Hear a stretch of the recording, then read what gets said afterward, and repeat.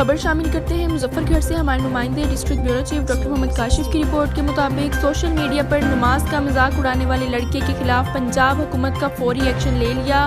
मुलजिम को ट्रेस करके फौरी कार्रवाई की जाए। तफसील के मुताबिक पंजाब हुकूमत ने जनूबी पंजाब के तमाम RPOs को हुक्म जारी कर दिया है। खासतौर पर RPO डेरा गाजी खान को जराए डिप्टी कमिश्नर डेरा गाजी खान जीशान जावेद और डिप्टी कमिश्नर मुजफ्फरगढ़ सैयद मूसा रजा और MD मुखलिसियार ग्रुप खादिम इंसानियत डॉक्टर काशिफ खान नमाज की बेहुरमती करने वाले शख्स की इस हरकत को देखकर सख्त तैश में आ गए और फौरी तौर पर PA ट्राइबल एरिया को हदायत जारी करते हुए कहा कि इस बदबख्त शख्स की गिरफ्तारी को 24 घंटे के अंदर यकीनी बनाया जाए।